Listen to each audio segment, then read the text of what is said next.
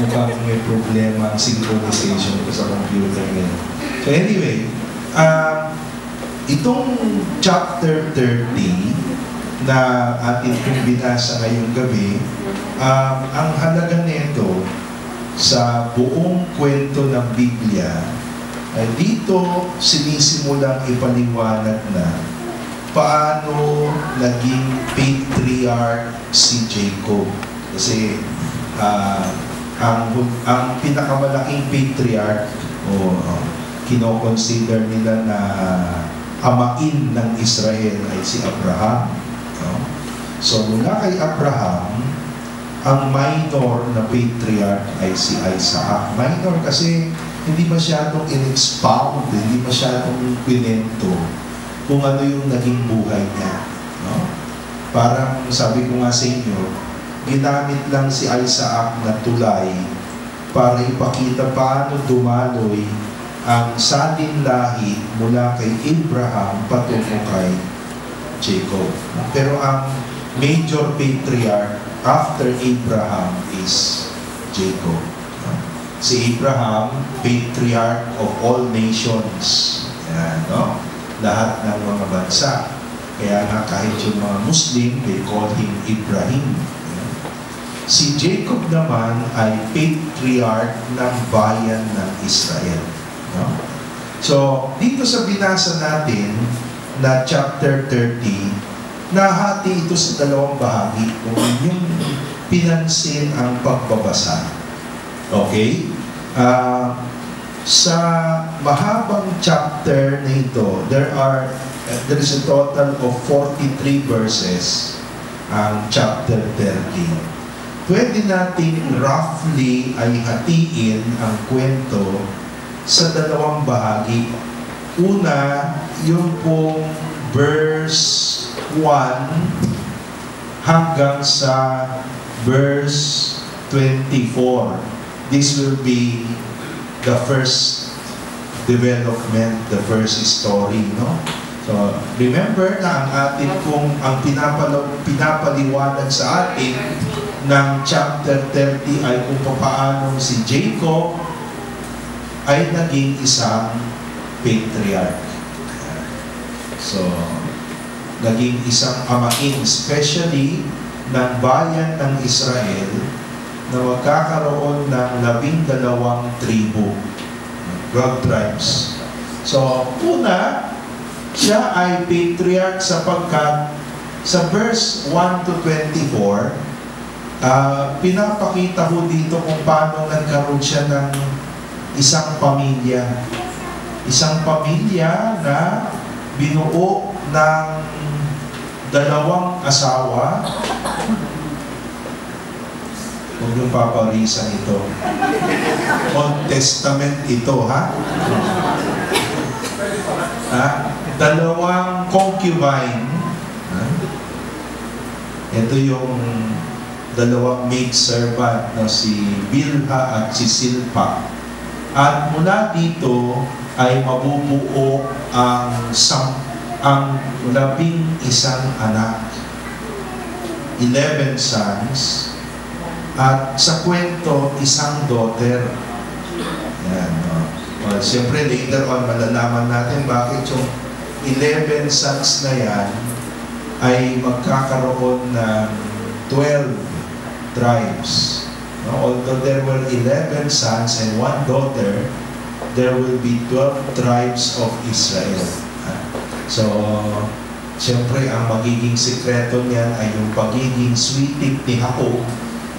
Gusto niyang bigyan ng mas lamang na ari-arian at pamana si David, si Joseph, at dahil dyan, walang tribe of Joseph.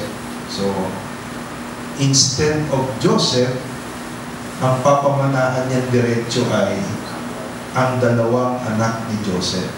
So, bali, double portion ang mabibigay sa pamilya ni Joseph. No? Parang gano'n, no? And then, ang second part ng kwento ay ito naman pong verse 25 hanggang sa dulo ng chapter, verse 43. Now, dito naman ay pinapakita na hindi lamang po pamilya ang naging puhunan ni Jacob bilang patriarch, kung hindi, siya rin ay pinagpala sa pamamagitan ng kanyang mga possessions. Yan. Yung kanyang riches, no? Now, remember na ito po'y panahon na ang pamumuhay ng mga tao ay nagiging lagalag sila. They were moving from one place to another. So, the only riches that they can have is also something movable. So, hindi pwede ang lupa. Yan, no?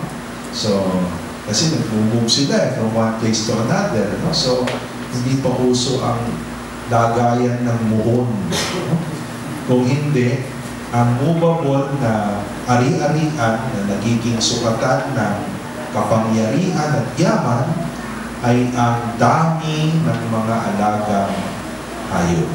So, yun yung topic naman nitong verse 25 to verse 43. So, dyan nahati ang chapter 30. So isang tema, ang tema ng pagiging patriarch ni Jacob at dalawang mahalagang bahagi ng kanyang pagiging patriarch. Okay, so unahin natin siyempre yung unang bahagi, yung pagkakaroon ni Jacob ng isang malaking pamilya kung saan manggagaling ang 12 tribo ng Israel. So, alam natin na sa chapter 29, nagkaroon ng problema ang pag-aasawa ni Jacob. Diba? Ang talagang in love siya ay si Rachel. Si Rachel, kasi sabi dun sa chapter 29, ang type ni Jacob ay yung medyo mataba at malaki ang mata. So, si Leah ay sabi niya weaker, so slender. At yung kanyang mga mata ay parang mata ng dog, no? Ng deer. So, maliliit. So, iba yung type ni Jacob, no? Gusto niya si Rachel. Pero yung nga, nagkaroon ng pagkakaiba ang nangyari sa kanyang kasal, na unang ikinasal si Leah sa kanya na hindi niya alam. Now, mula dyan, therefore, meron siyang naging dalawang asawa, at sa verse 1 to 24, dito po ay ikwinento yung pagpapaligsahan ng dalawa. Yung pagpapaligsahan ni Rachel at ni Leah para magkaroon ng mga anak. Yan. So, dito niyo maintindihan yung konsepto ng mga inchik. So, kapag ikaw ay nagkaroon ng anak na lalaki sa isang babae, mahalaga sa inchik yun. Yung anak na lalaki, kahit na sa legal wife ay meron na siyang dalawang anak na babae, sa inchik, yung mga traditional na inchik, ang hinahanap nila ay lalaki na anak. Kaya kung sino mang babae ang magbigay sa kanila ng lalaking anak, yun iba ang tingin nila, no? So, ganyan, no? So, paligsahan sa anak, sabi nga natin sa mentalidad ng mga naunang tao, ang anak ay bigkis ng pagsasama. So, mas maraming anak, mas matindi ang bigkis. Parang gano'n, ano? Yun yung simpleng prinsipyo ng mga matatanda, no? Now, alam natin, sa dulo ng chapter 29, naunang nagkaanak si Leah. Yung panganay na anak ni Laban, na unang naging asawa ni Jacob, ay lumamang agad ng 3 anak. Si Ruben, ang panganay, si Simeon, at si Levi. So, yun yung unang 3 anak. So, therefore, ay dehado si Rachel. No? Kaya, sabi dito, nainggit si Rachel. No?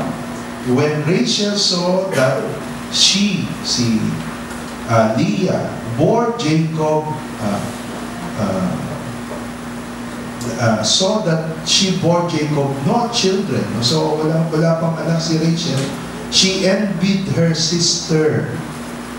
At dahil dyan, sabi niya, give me a child or I shall die. So, ganun kahalaga yung bata sa kanila, no? And Jacob was angry. Sabi niya, nagalit si Jacob. At ang sagot niya, am I in the place of God who has withheld from you the fruit of the womb? So makikita po natin dito ang isa sa mga napakahalagang bagay na tinatayuan ng Biblia sa Lumang Tipan, na ang pagkakaroon ng anak ay biyaya sa Diyos. So, ito ay hindi pwedeng gawin nino man.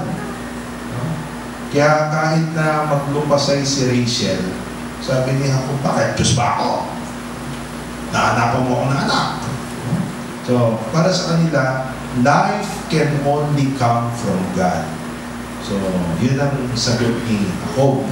So, anyway, sapagkat ganun nga yung parang nagiging kwento ng buhay nilang dalawa, gumamit si Rachel ng sa mga panahong yun ay allowable na practice. Ano ang allowable na practice? Ang babae, kinoconsider niya na ari-arian ang lahat ng nasa ilalim niya. Ganun nung araw. Ang ari-arian po nung araw ay hindi lamang hayop, hindi lamang anong mga gamit, kung hindi mga taong nasa ilalim ng poder. In fact, nung araw, kapag ang iyong servant ay ikinasal, ang first night para sa master. Ganun ang araw. No? The first night will be for the master of the house. No? Kasi ari-arian niya lahat yan. So, ganun sila. No? Again, huwag yung pamamarisan. No? Yun ay kwento ko lang. No? Para mailagay mo sa perspective yung binabasa natin. Ano? So, itong si Rachel, hindi magkaanak. At sabi nga ni Jacob, hindi naman ako Diyos. Huwag mo akong hanapan ng anak.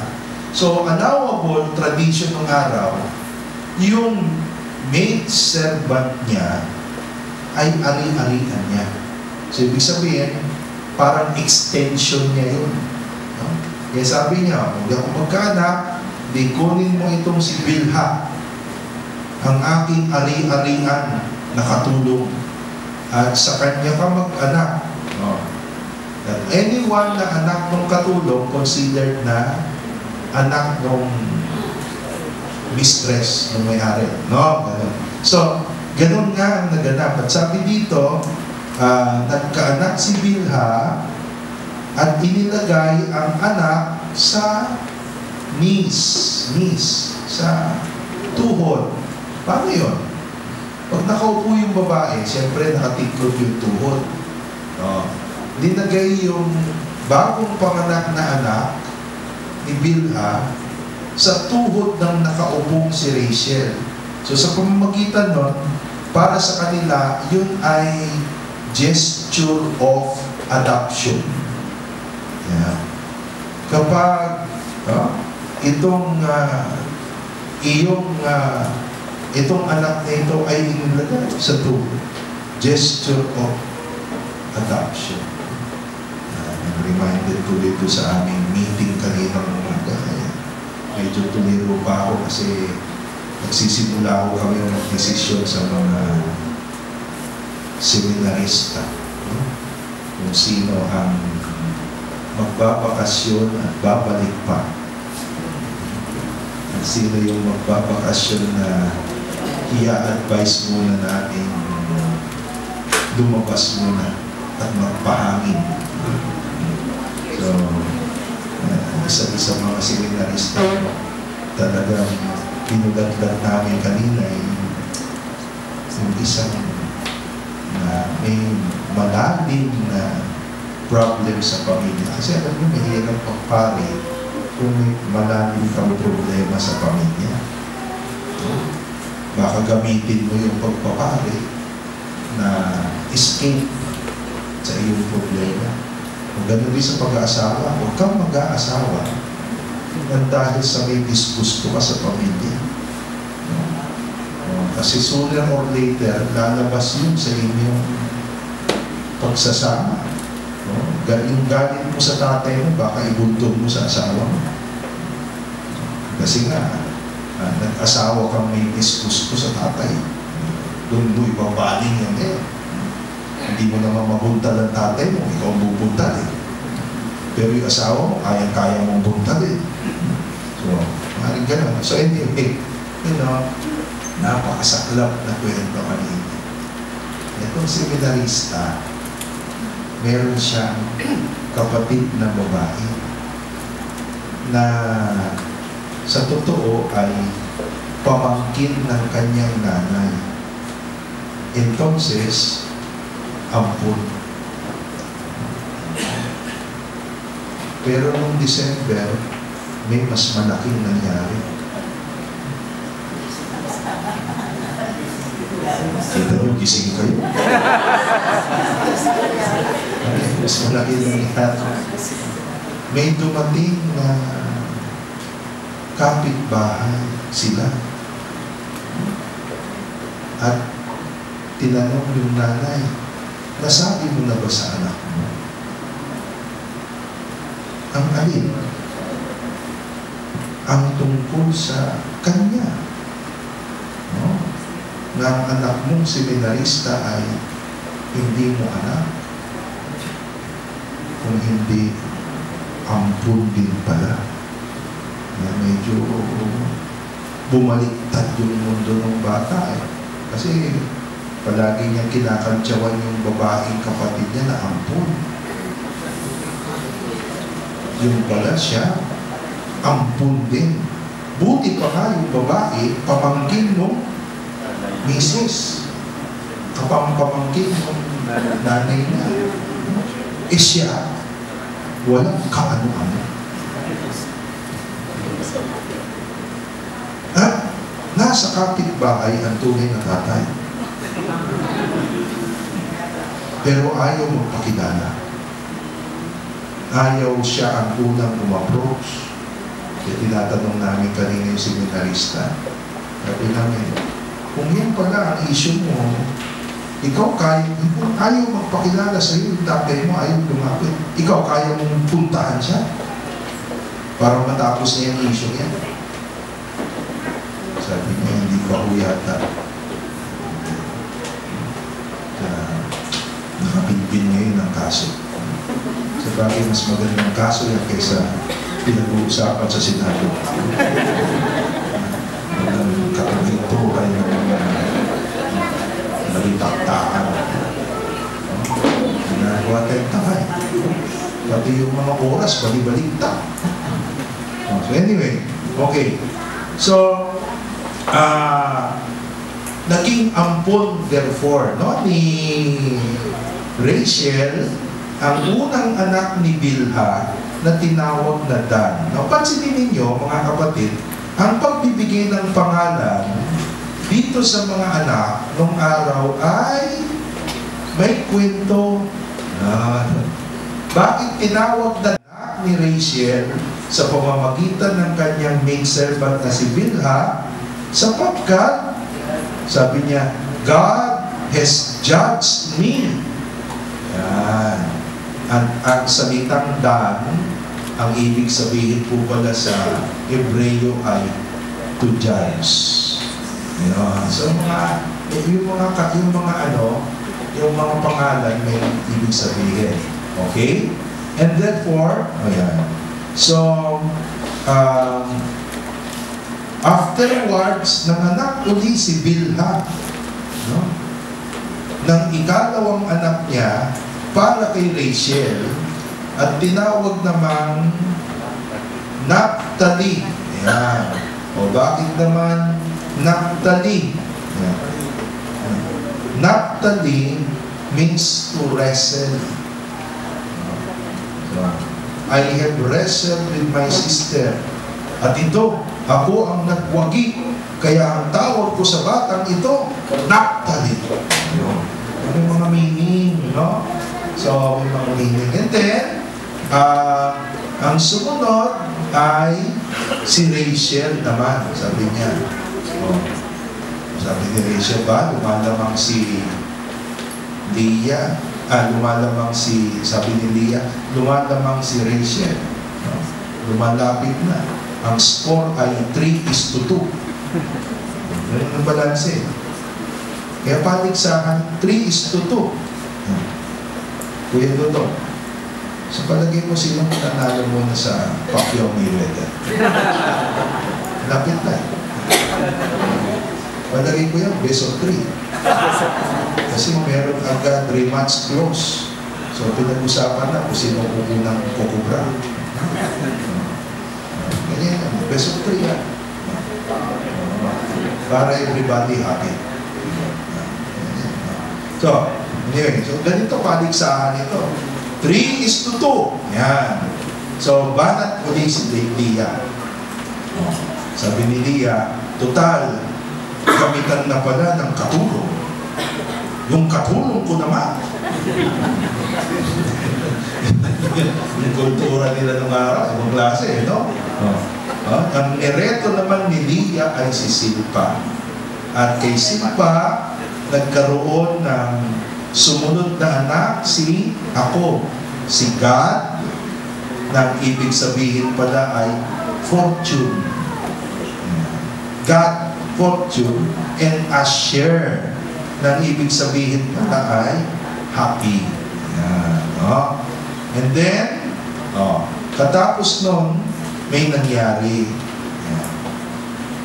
Nakita ni Leah, ni Rachel, na may hawak-hawak na mga mandrakes.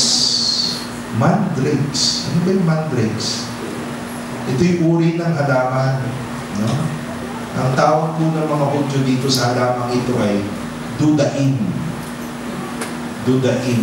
Duda plus in. Dudain. No?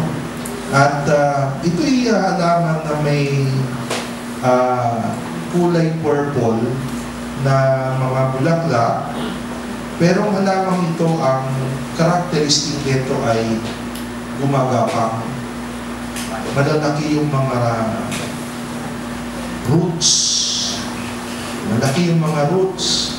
Kaya sa Song of Songs, chapter 7, verse 14, sa Song of Songs, chapter 7, verse 14, ang akala ng mga Israelites, itong mandrake ay isang aphrodisiac.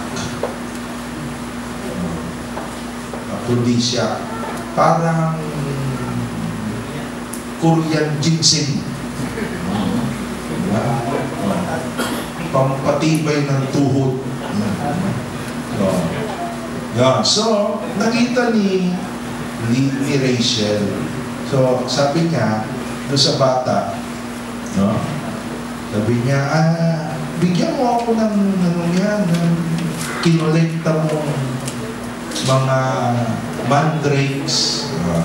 Siguro, sa paniwala ni Rachel, baka makatulong yun upang siya ay mabuntis. No? Kaya, kinukuha niya. Ang problema, narinig siya ni Leah. Dapat dito, ang kwento dito ay hindi two wives, two sisters. Ang title nito. Magkapatid. Kaibal ko ang kapatid ko. So, no? Now, siyempre, nagalit itong si Leah. Sabi niya, naku, yung asawa ko, kinuha mo na, pati ba naman yung mandrake ng anak ko? Kukunin mo eh. Pero desperado si Rachel. Kaya sabi niya, sige, kaya. Sa'yo muna si Jacob ngayong gabi. So, binenta yung isang gabi. Ang kapalit ay mandrake. At, of course, nagkaanak uli therefore si Jacob kay Leah at ang pangalan ay Isakar. Yan. Isakar. So, meaning, kasi yung Sakar, ibig sabihin yung Sakar ay hire. Inupahan. Ayun. So, ito ang resulta ng pag-upa ko kay Rachel. At ang upa ay mandrake. Kaya Isakar ang pangalan. And then, afterwards, si Zebulun. Yan. Zebulun. So, ang ika-anim na anak. Then, afterwards, nagkaroon pa ng isang anak na babae, si Dina. Yan. Now, remember this, kasi alam nyo, ito si Dina, so surface uli ito sa isang kwento sa Bible. Kakaroon uli yun ng connection sa ibang parte ng Bible. Okay, so after that, finally, nagkaanak si Rachel. As si Rachel, isinilang ang kanyang panganay na anak, at ang panganay na anak ay si Joseph. Bakit naman Joseph ang pangalan? O kasi, ang panalangin ni Rachel nung mga anak siya kay Joseph ay, "May the Lord add to me another son." The name Joseph means Yahweh adds. Nagdadagdag ang Diyos. Yan ang literal meaning ng Joseph. Kaya, yun ang binigay na pangalan sa kanyang panganay na anak, hoping na madagdagan pa ito ng isa pa. So, of course, later on, mga anak yan si Leah, si Rachel, na isa pang anak. But it will be a fatal, mortal giving birth. Kasi she will die delivering the last child. So, pero doon huminto itong ating kwento muna. So, doon muna pansamantalang hininto ang pagkakaroon ng pamilya ni Jacob. So, mapapansin po natin, the main point of the first part of the story is therefore to establish paano na si Jacob is now going on the road of being a patriarch. Isang amain, siya ang kikilalaning amain ng buong bayan ng Israel. So, in the meantime, nag-usap si Jacob at ang kanyang father-in-law na uncle din niya sa kanyang nanay na si Laban. Itong sa Old Testament, yung mga relationship, yung magkakaganon, uncle mo na sa nanay, father-in-law mo pa. Doble-doble yung relasyon. Okay. Now, anong pinag-usapan nila? Ang pinag-usapan nila ay ang tungkol sa patuloy na pagtatrabaho ni Jacob. Gusto na niyang umalis. Kasi di ba, kung inyong mamarapatin ang dahilan kung bakit nagtatrabaho si Jacob sa ilalim ni Laban ay upang sa ganon, mapangasawa niya yung anak. Ganun nung araw maninilbihan ka muna. No? So, muhar, tawag nila doon, muhar. No? So, ikaw muna ay kailangan magbigay ng muhar bago ka magkaroon ng mahal. Kaya mahal. No? Kasi, ang bayad ay muhar. So, forced labor, dowry, and therefore, wife. Dito naman, gusto na ni Jacob, siyempre, umalis, lumalaki na yung pamilya niya. No? So, gusto na niyang bumukod, in short. Kasi malaki na yung pamilya. So, ayaw ni Laban. Kasi sabi ni Laban, alam mukha niya, ako'y kumonsulta sa divination. Diba? I have learned, verse 7:27, I have learned by divination that the Lord has blessed me because of you. So, ayaw payagan si Jacob na bumukod. Kung ilalagay natin yan sa pamamaraan ng pagsasalita ngayon, alam mo, ikaw ang aking swerte. Parang gano'n. So, kumbinsido si Laban na swerte niya si Jacob. Kasi mukhang mula nang dumating si Jacob ay marami na itong pinaakyat na yaman kay Laban. So, sabi niya, huwag ka na lang umalis. Sweldohan na lang kita. Now, ano ang sweldohan nila? Hayop. So, ang sweldo ay pamamagitan ng pagbibigay ng livestock kay Jacob. Now, remember, as I told you, during those days, livestock were very important kasi this was one way to grow in wealth.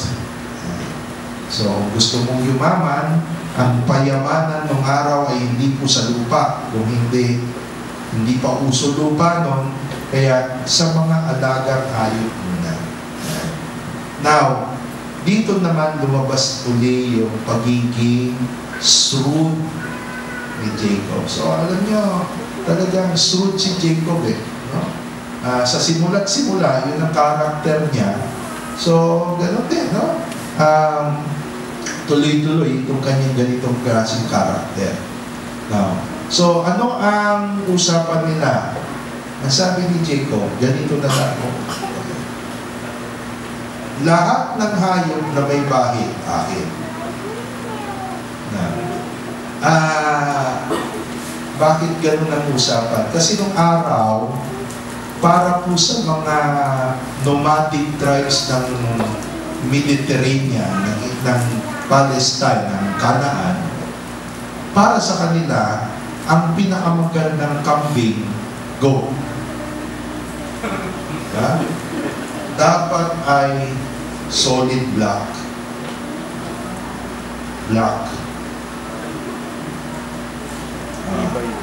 Kaya kung may halong stripe o spot, para sa kanila hindi yung maganda. Kailangan solid black. At gayon din naman, ang mga sheep naman sa kanila ay white. So, yung sheep white, yung goat black, yun ang parang ano nila. No? Pag hindi solid, ibig sabihin yan ay hindi maganda ang lahi. Yun ang nila. So, then dito naglaro si Jacob. Sabi niya, sige lahat ng goat na may bahid, akin. Lahat ng sheep na may bahid din, akin. You keep your solid black and your solid white. Para mga nagtutubala. No?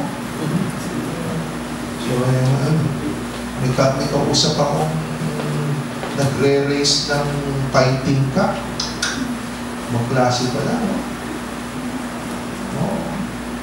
Kung kailangan kainin yung itlog. Yan. Huwag lang mapunta ka sa kalaban, kakainin yung itlog. Walang lalabas. No? Itlog ng manok lalo, kung yung manok mo talaga ibang breed. No? Binili mo pa sa isang breeder sa Latin America. So, okay. Kaya, no? So, anong ginawa ni Jacob? Ang importante kay Jacob ay number. Nagsisimula pa lang siya Siyempre, kung nagsisimula ka pa lang, biyaan mo muna yung quality. Number muna. No? Kasi total, ang usapan dito yung paramihan. No? Saka na tayo mag-quality. No? Now, anong ginawa niya? Sabi dito, kapag umiinom yung mga hayop, may nilalagay siya sa harap nila. Ha? Meron siya nilalagay na may kulay sa harap nila. Pag pumasok yung mga goat para uminom, naglalagay siya ng may kulay puti. Now, bakit ganon? Again, here, meron pong belief yung mga Near Eastern people ng araw na ang isang hayop kapag ito'y naglilihi, ano man nakita niya, yun ang magiging kulay ng kanyang magiging anak. So, yun. So, kung naglilihi siya, pangit yung nakita niya, patay kang bata. Pangit din yung magiging anak. So, yun ang feeling nila na kahit yung mga hayop, ganon. Kung ano yung nakikita palagi ng isang naglilihi na hayop, yun ay aapekto sa kanyang magiging mga anak. So, gano'n ang ginagawa ni Jacob. Kapag yung mga goat ang iinom, maglalagay siya ng mga stripe na puti. No? At sabi nga dyan, pag yung goat ay nanganak na, ay talaga namang mas marami ang may stripe. So, mas marami ang kabig niya kaysa punta kay Laban. No? Kapag yung sheep naman, ang naglilihi, ganun naman, baliktad naman. No? Maglalagay siya ng mga may itim-itim. No? Para paglabas ng mga anak ng tupa, talagang checkered din sila. So, ayon sa usapan, kanya yun. No? So, ang habol niya ay number. Kaya sabi dito, sa bandang dulo, mas dumami yung flock ni Jacob kaysa yung flock ni Laban. So, yan ang labanan ng dalawang sweeting. So, dun naman nagsimula din magpadami ng ari-arian si Jacob. So, yun po yung summary ng kwento. So,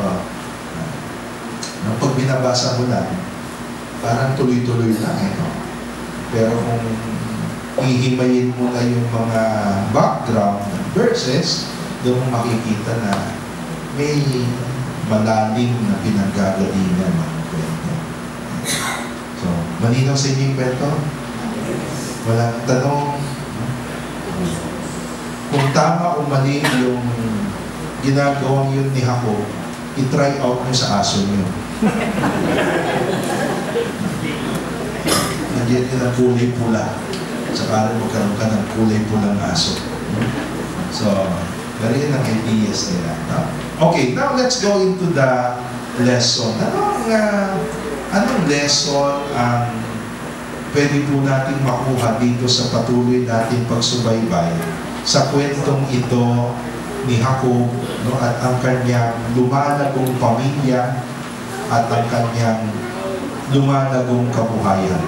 So, what do we get from this story of a rising patriarch? So, Jacob is now a rising patriarch.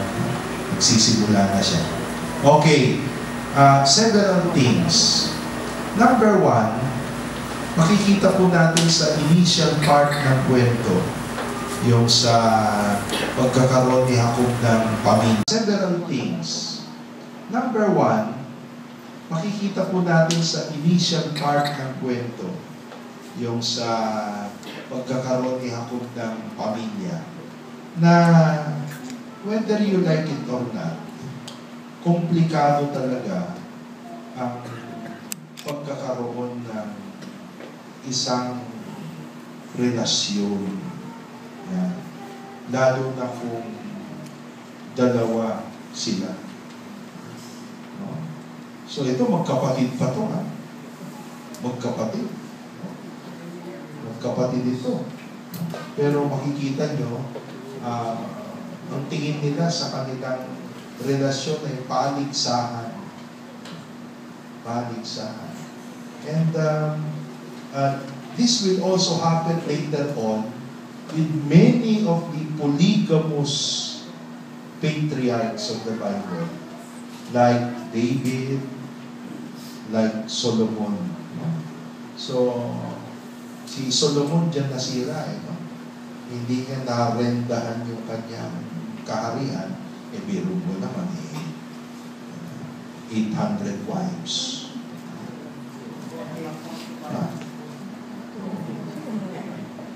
Wala kung paano niya binadget yung oras, na kilala mo pa lahat yun, ano?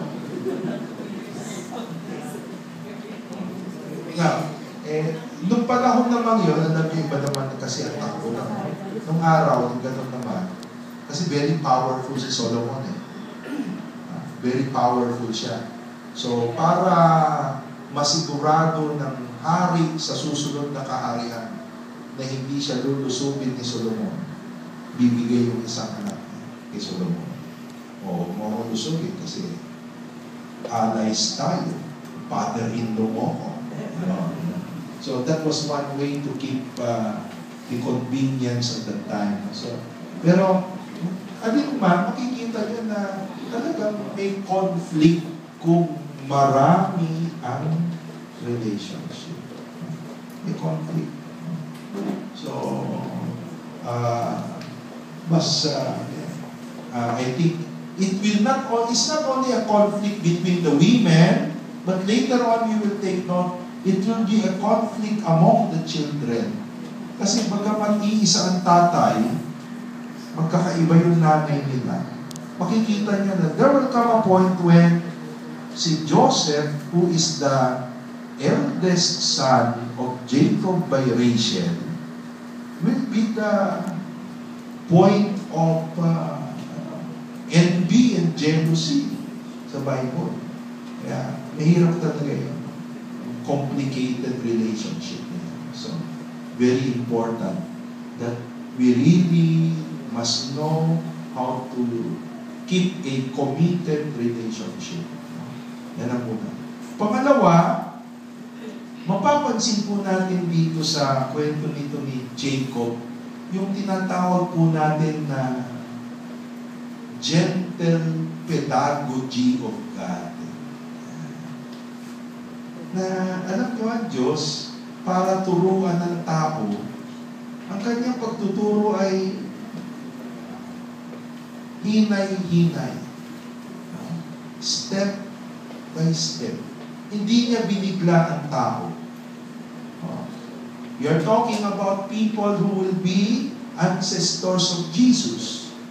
And yet, itong mga ancestors dito ni Jesus, makikita mo na kung gaano ka-complicated at anomalous ang kanilang buhay.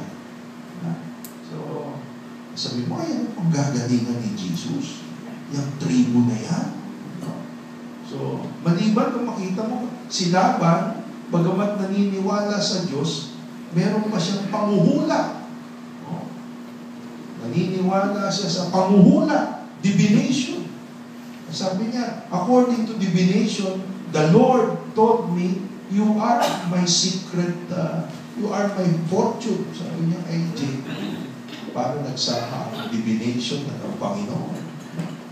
Pero totoo yan, ano? Kaya sa atin pong sariling conversion, we are now in the season of Lent. Conversion, many times, is not really a one-shot deal. Conversion goes with the pedagogy of God. Usually God teaches us step by step, one at a time. So, that's the only way. The pedagogy of God.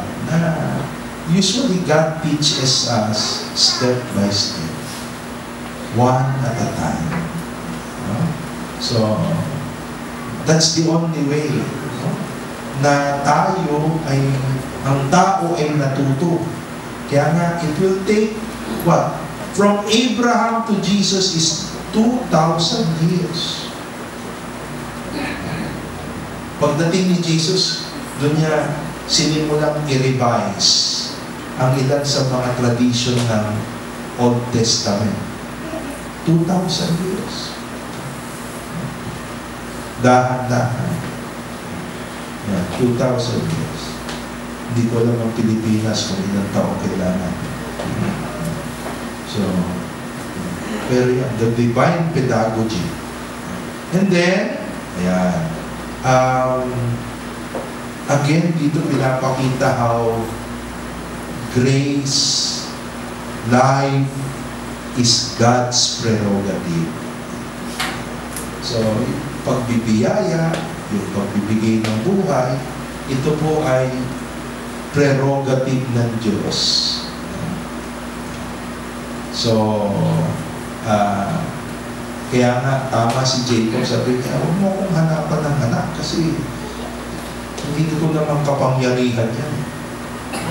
Bigyan ka ng anak kahit na gustuhin natin. Kung hindi yan ang plano ng Diyos. Ang Diyos yan. Diyos yan. So, life and grace all come from God. So, ang ganda nung pagkakakwento dito ng paglilihi ni Rachel. Sabi ko, God finally remembered Rachel. And Rachel conceived. So, alam niyo sa language po ng Bible, grace happens when God remembers you. Kaya napansin niyo yung prayer nung magdanakaw sa tabi ni Jesus, sabi niya, remember me. To be remembered by God is to be graced by God. Yun ang idea ng mga tao sa Old Testament.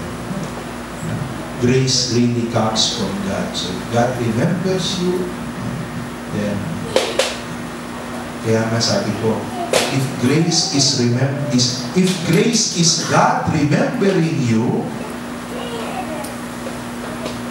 one way to open to grace is to also have your daily remembrance of God in prayer. Kung gusto mong alalahanin ka ng Diyos, ikaw, naalala mo ba ang Diyos? Araw-araw. So, hindi na ako naalala ni Lord. So, yun. Tanong, ikaw, naalala mo pa si Lord? Araw-araw. So, the beauty of remembering. Remembering on our part and remembering on God's part. Okay? Another important lesson na makukuha po natin dito sa kwento natin sa chapter 30 ngayong gabi ay nagsisilbing palaisipan itong kwentong ito ni Jacob at ni Rachel. Yung kanilang pagsasama bilang mag-asawa. Nagiging palaisipan itong kwento natin ngayong gabi. What is it that really is essential in marriage? Isipin ninyo bagamat maraming anak si Jacob kay Leah, it did not necessarily mean na Jacob loved Leah more than Rachel. maganda yung magkaroon ng anak. Sabi nga natin, ang mga anak ay bunga, bigkis at bunga ng pagsasama. Ayun. Pero, pinapakita rin dito na pwedeng magkaroon ng matinding pagmamahal kahit na ang inyong pagsasama ay hindi biniyayaan ng isang anak. So, kasi nga naman, alam niyo po, even in the teaching of the church, kahit na sa teaching ng simbahan, what is important in the marriage of husband and wife is that they have the commitment to be companions for life. So, marriage is not only for childbearing. Childbearing is a bonus for the marriage. But kung sakasakali na sa kasal na yan, there is no child, the marriage remains, because marriage is first of all companionship with one another. And the two shall become one. Kasi ba nagtatanong yan? So how do you see a childless marriage, Father? Kung titignan natin, Jacob really loved Rachel with or without the child. And that is really the essence of marriage. The child is a bonus, a fruit of marriage. But it is not a necessity that the marriage should have children for the marriage to be strong. No. So, companionship with one another, lifetime companionship. Kasi kung isipin mo, totoo naman yun, di ba? Kahit na meron kang 2 dosenang anak, pagdating ng panahon, iiwan din kayo. Tapos kayong 2 rin ang maghaharapan. Kahit na napakahaba yung lamesang pinagawa mo para sa 2 dosenang anak. At the end of the day, kayong 2 lang na nandoon. So, everyone's gone to the moon. So, wala na. Kaya 2 lang. Kaya, di ba? I think that is a beautiful thing to reflect on. So, of course, we thank the Lord for all the children that He gives to the families. But let us remember that even without children, marriage is a grace of God. Then, another important lesson na makikita po natin dito ay yung lesson about wealth. Wealth. Paano yumaman si Jacob?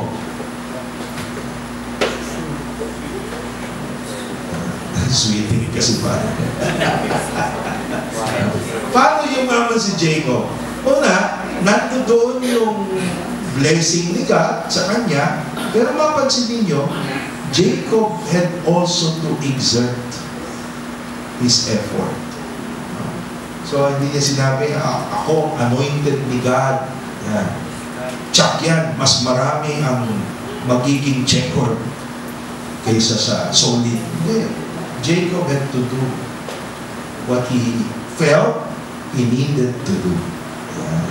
So, our belief in the grace of God, paniniwala po natin sa pagbibiyaya ng Diyos, does not cancel our obligation to do our part. So, dapat magkadikit yun. No? God gives the opportunity and the grace. Yan ang binigay niya kay Jacob. No? God gave to Jacob opportunity and grace. And Jacob grabbed the opportunity. Mahalaga rin yun, no? Kahit na-pray ka kay God, pagdaan ng opportunity, hindi mo naman sinusungga ka. Bahala si Lord. Ulol. Tapos sisisihin mo si Lord, wala nangyari. Sabihin, ipinadaan ko na nga yung opportunity, wala ka namang ginawa. Dapat, like Jacob, we must know how to recognize the God-given opportunity. So I think yun po yung mga ilang napakaganda mga pointers of life na pwede natin maaral mula sa kwento nito. So sa susunod ay sa chapter 31 na po tayo. Sa susunod. Thank you.